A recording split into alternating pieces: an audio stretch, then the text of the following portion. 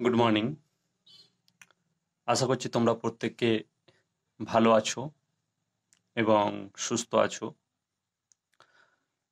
তো আমরা এখন খুবই খারাপ সময়ের মধ্যে দিয়ে অতিবাহিত করছি। তো কিছু করার নেই, আমাদের এই খারাপ সময়টাকে মানিয়ে নিতে হবে। আমাদের এইভাবেই পড়াশোনা করে এগিয়ে যেতে হবে। তো যাই হোক, আমাদের চলছিল বিশেষণ পদ এর শ্রেণীবিভাগ। তো গত ক্লাস আমাদের শেষ হয়েছিল বিশেষণের দুটি শ্রেণীবিভাগ দিয়ে। তো গত ক্লাসে আমরা শেষ করতে পারিনি আরো দুটো যে বিভাগ আমাদের ছিল, সর্বনামের বিশেষণ এবং ক্রিয়া বিশেষণ, এই দুটো কিন্তু আমরা শেষ করতে পারিনি। তো যাই হোক, আরেকবার তোমাদেরকে রিমাইন্ড করে দিই যে বিশেষণ পদকে আমরা মোটামুটি চারটি ভাগে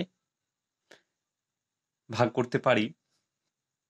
তো প্রথম যে ভাগটা সেটা হচ্ছে বিশেষ্যের বিশেষণ, দ্বিতীয় যে ভাগটা সেটা হচ্ছে বিশেষণের বিশেষণ, এবং তৃতীয় যে ভাগটা সেটা হচ্ছে সর্বনামের বিশেষণ, এবং চতুর্থ ভাগটা হচ্ছে কি ক্রিয়া বিশেষণ। ওকে, তো গত ক্লাসে আমাদের বিশেষ্যের বিশেষণ এবং বিশেষণের বিশেষণ এই দুটো কিন্তু হয়ে গিয়েছিল। তো যেহেতু ক্লাসটা একটু লেন্দি হয়ে যাচ্ছিল, যার জন্য আমরা কিন্তু সর্বনামের বিশেষণ এবং ক্রিয়া বিশেষণ আমরা করিনি গো। তো আজ আমরা এই সর্বনামের বিশেষণ এবং ক্রিয়া বিশেষণ এই দুটো নিয়ে আজকে একটু আলোচনা করব। ওকে, তো চলো আমরা মূল ক্লাসে ফিরে যাই। দেখো, আমরা মূল ক্লাসে প্রবেশ করছি। তো দেখো, পয়েন্ট করেছি আমি সর্বনামের বিশেষণ। তো প্রথমে আমরা জেনে নেব যে সর্বনামের বিশেষণ পদ কাকে বলে।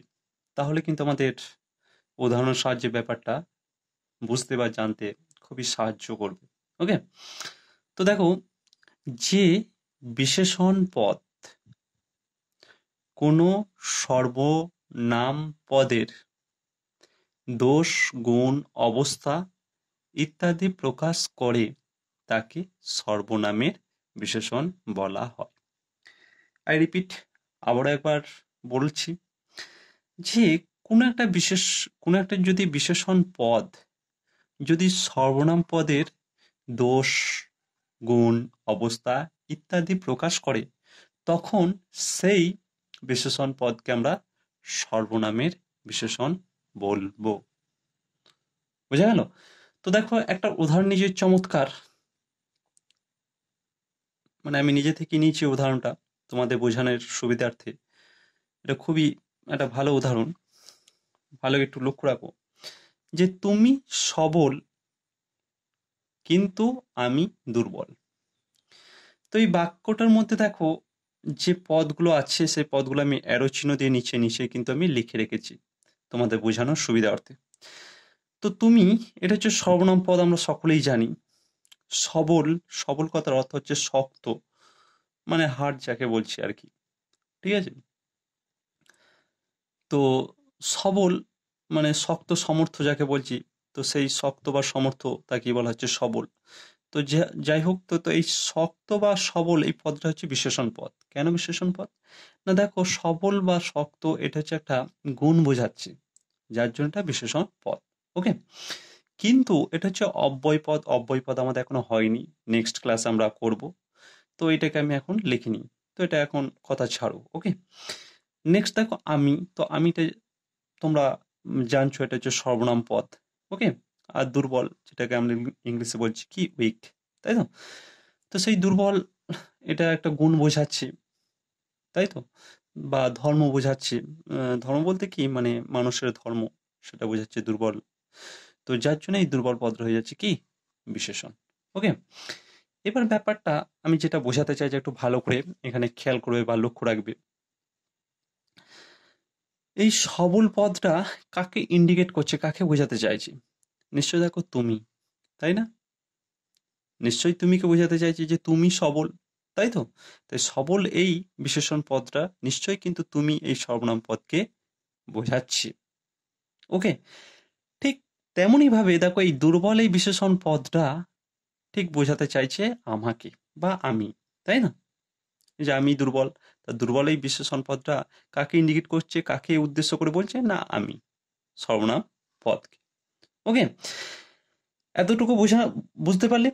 এবার দেখো আমি যেটা বুঝাতে চাইছি, দেখো তুমি সর্বনাম পদের পর সবল বিশেষণ পদ বসে এই তুমি সর্বনাম পদের কি অবস্থান বা কি গুণ বা দোষ সেটা বুঝিয়ে দিচ্ছে এই সবল বিশেষণ পদটা।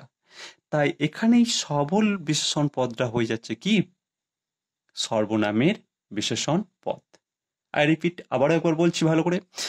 দেখো তুমি এই সর্বনাম পদের পর দেখো সবল বিশেষণ পদটা বসে এই তুমি সর্বনাম পদের অবস্থানটা বলে দিচ্ছে বা ধর্মটা বলে দিচ্ছে বা গুণটা বলে দিচ্ছে যে তুমি কেমন, তুমি সবল।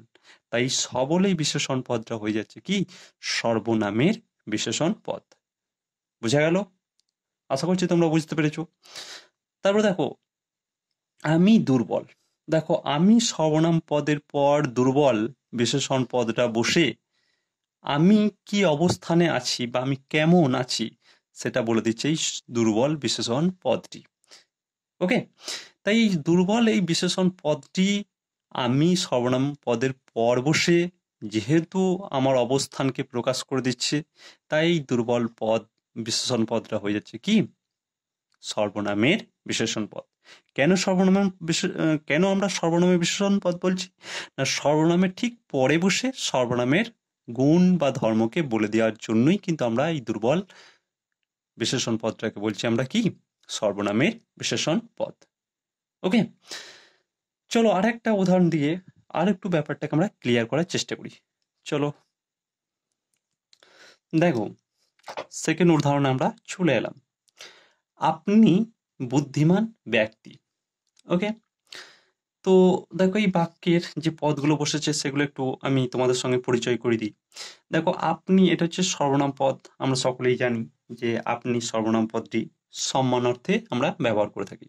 ওকে, তো বুদ্ধিমান যেটাকে আমরা ইংলিশে বলছি ইন্টেলিজেন্ট, আমরা সকলেই জানি যেটা এটা হচ্ছে একটা অ্যাডজেক্টিভ বা বিশেষণ। তাই দেখো আমি এখানে নিচে অ্যারো চিহ্ন দিয়ে আমি লিখে রেখেছি এটা হচ্ছে বিশেষণ পদ। ওকে, আর ব্যক্তি এটা হচ্ছে বিশেষ্য পদ। তো এখানে এটার কোনো এখন প্রয়োজন নেই বোঝানোর ক্ষেত্রে, তাই এটাকে আমি লিখে নিই। ওকে, এবার দেখো আমি যেটা তোমাদেরকে বোঝাতে চাইছি, দেখো আপনি বুদ্ধিমান, ঠিক আপনি সর্বনাম পদের পর দেখো এই বুদ্ধিমান বিশেষণ পদটি বসেছে। তাই এই বুদ্ধিমান বিশেষণ পদটি আপনি পর বসার জন্য আমার অবস্থান বা আমার ধর্মটাকে বলে দিচ্ছে যে আমি কিরকম মানুষ বা আপনি কিরকম মানুষ সেটা কিন্তু বলে দিচ্ছে। যে আপনি বুদ্ধিমান, তো আপনি কি ধরনের মানুষ, বুদ্ধিমান না মূর্খ, সেটা কিন্তু একদম স্পষ্ট বলতে চাইছে কিন্তু এই বুদ্ধিমান পদটি, যে আপনি বুদ্ধিমান। তাই তো? ঠিক তাই আমি যেটা এখানে বারবার বোঝাতে চাইছি যে আপনি সর্বনাম পদের পর ঠিক বুদ্ধিমান বিশেষণ পদটি বসে আপনি গুণটা বা ধর্মটা বলে দেওয়ার জন্য এই বুদ্ধিমান বিশেষণ পদটাকে আমরা বলবো কি সর্বনামের বিশেষণ পদ। বোঝা গেল? যদি বুঝে থাকো চলো নেক্সট আরো দুটো উদাহরণ দিয়ে ব্যাপারটা আরেকটু ক্লিয়ার করে নিই। দেখো আমরা তৃতীয় উদাহরণে চলে এলাম। তো তৃতীয় উদাহরণ কি বলেছে দেখো একটু ভালো করে একটু খেয়াল করো। জাস্ট, তুমি পণ্ডিত, আমি মূর্খ। দাঁড়া, একদম দারুণ একটা উদাহরণ যে তুমি পণ্ডিত, আমি মূর্খ। তো দেখো পদগুলোর সঙ্গে একটু পরিচয় করে দিই। তুমি এটা সর্বনাম পদ, আমরা সকলেই জানি।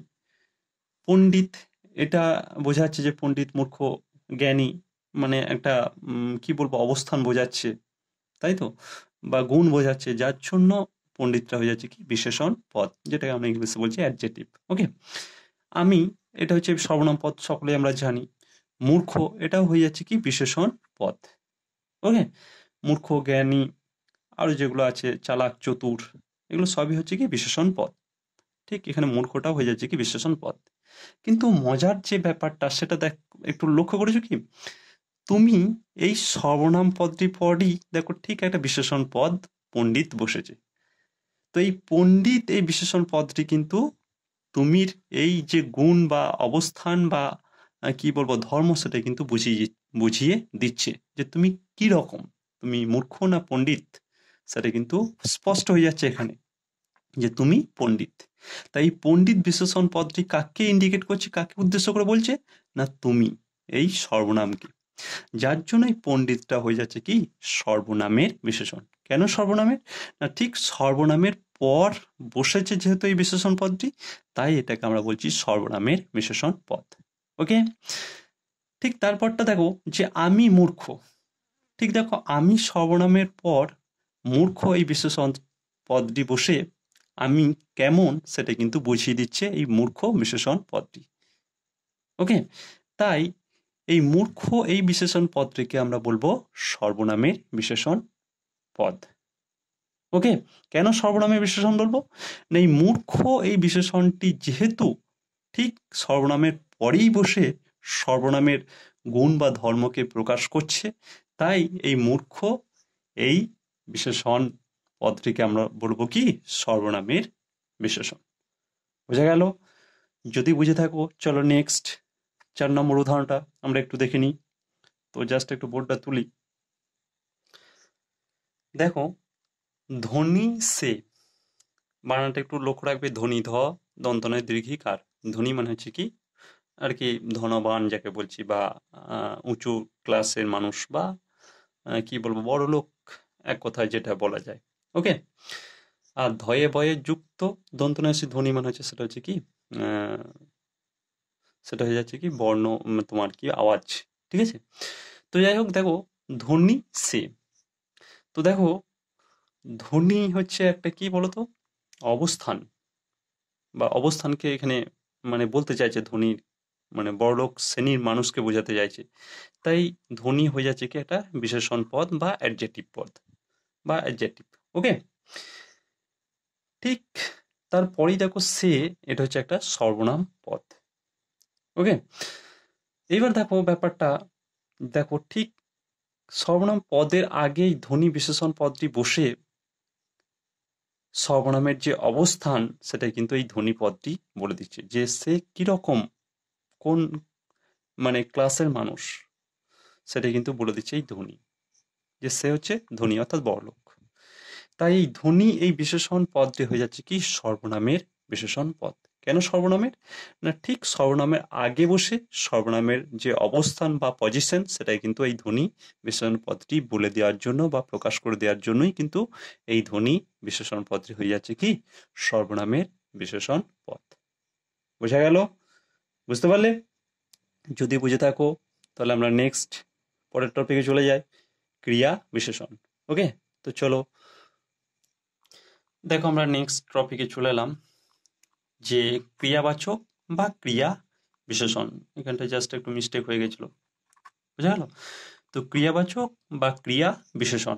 ওকে, তো ক্রিয়া বিশেষণ আমরা কাকে বলবো একটু জেনে নিই।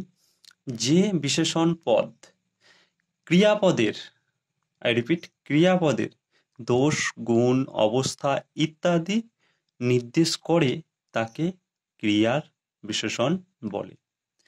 পাতি বাংলায় বলতে গেলে বা এক কথায় বলতে গেলে যে বিশেষণ পদ ক্রিয়া দোষ গুণ অবস্থা ইত্যাদি প্রকাশ করবে তাকে আমরা বলবো কি ক্রিয়া বিশেষণ।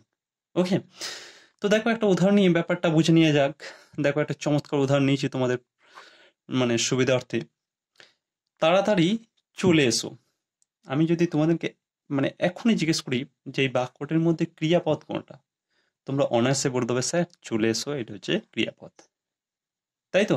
তো ক্রিয়াপদ কাকে বলে আমরা জেনে এসেছি, তাই তো? যে যে পদের দ্বারা বা যে শব্দের দ্বারা কোনো কিছু কাজ করা বোঝায় তাকে আমরা বলি ক্রিয়াপদ বা ক্রিয়া, তাই তো?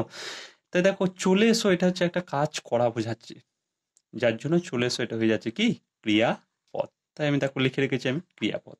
ওকে, ঠিক এই চলে এসোর আগে যে তাড়াতাড়ি পদটি বসেছে সেটা হচ্ছে দেখো বিশেষণ পদ।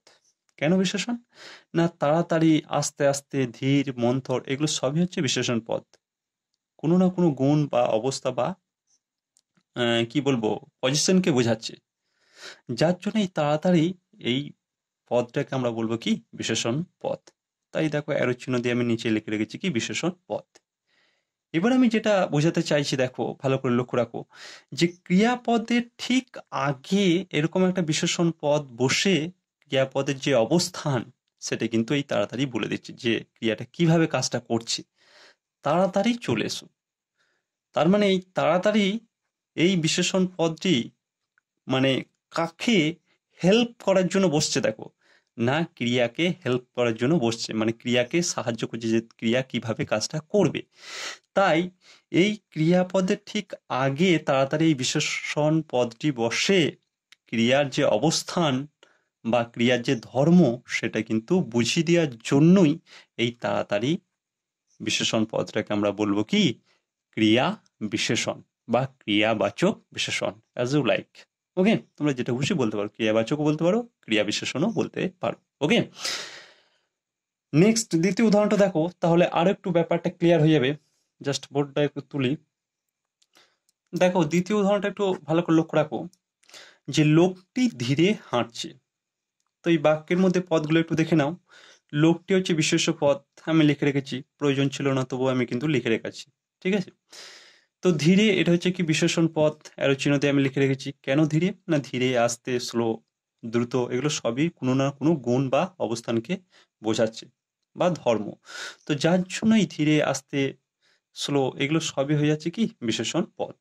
তাই ধীরে এখানে হয়ে যাচ্ছে কি একটা বিশেষণ পদ।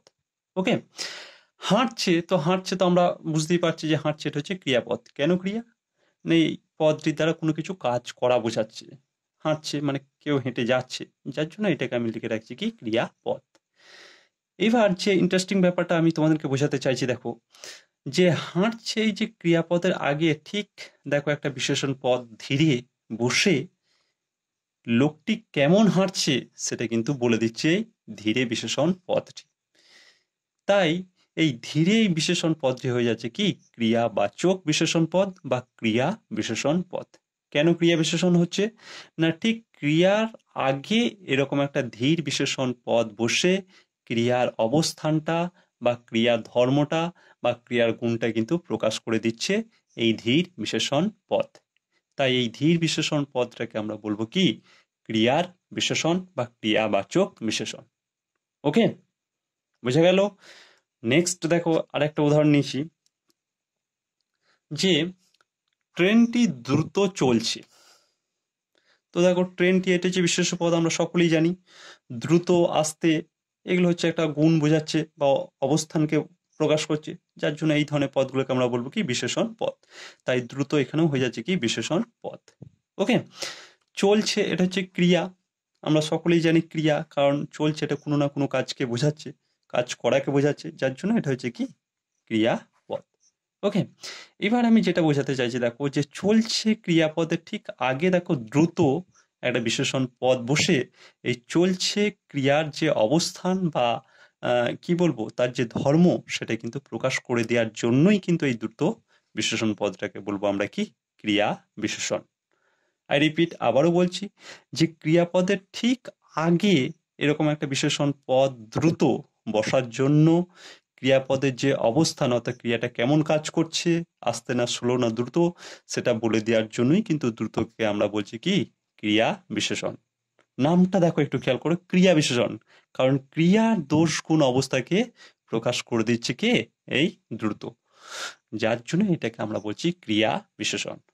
ওকে, চলো নেক্সট আমরা শেষ উদাহরণ এসে পৌঁছে গেছি।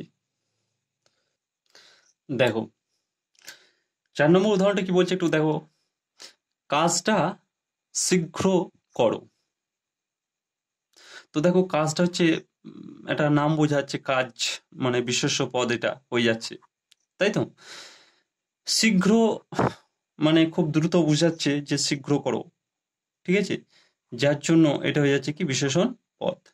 ওকে, আর করো এটা হচ্ছে কি ক্রিয়াপদ। কেন করাটা হচ্ছে ক্রিয়াপদ? না কোনো কিছু করা বোঝাচ্ছে, তাই তো? যে শব্দ দ্বারা কোনো কিছু করা হওয়া বোঝায় তাকে আমরা বলি কি ক্রিয়াপদ। তাই করা এটা কিছু করা বোঝাচ্ছে, কাজ করাকে বোঝাচ্ছে, যার জন্য এটা হয়ে যাচ্ছে কি ক্রিয়াপদ।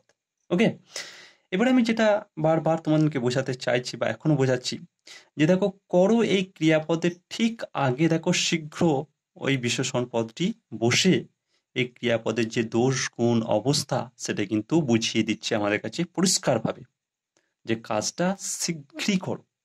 যদি এটা শীঘ্র না থাকতো, যদি বলা হতো যে কাজটা খুব ধীরে করো, তাহলে সেই ধীরেটা হয়ে যেত কি ক্রিয়া বিশেষণ। যদি বলতো যে কাজটা খুব আস্তে আস্তে করো, তখন সেই খুব আস্তে আস্তে এটাও হয়ে যাচ্ছে কি ক্রিয়া বিশেষণ। কেন ক্রিয়া বিশেষণ বারবার বলছি? যে ঠিক ক্রিয়াকে, এই যে ক্রিয়া করো, এই ক্রিয়ার দোষ গুণ প্রকাশ করছে এই শীঘ্র। বোঝা গেল? যে শীঘ্র করো, তাই এই করো ক্রিয়ার দোষ গুণটা প্রকাশ করে দিচ্ছে কে? এই শীঘ্র বিশেষণ পদটি। যার জন্য এই শীঘ্র বিশেষণ পদটাকে আমরা বলছি কি ক্রিয়া বিশেষণ। বোঝা গেল? আশা করছি তোমরা সকলে বুঝতে পেরেছো। যদি না বুঝতে পারো আমাকে তোমরা রেসপন্স করবে, তোমরা রিপ্লাই করবে। ওকে, আবারও আমি তোমাদেরকে বোঝাবো। বোঝা গেল? তো যাই হোক, এই ছিল আজকেকার ক্লাস। নেক্সট ক্লাস তোমাদের অব্যয় নিয়ে কিন্তু আলোচনা হবে। অব্যয়টা একটু সকলে দেখে রাখবে। ওকে, তো সকলকে ধন্যবাদ জানিয়ে এখানে আমরা শেষ করছি। সকলে ভালো থাকবে, সুস্থ থাকবে।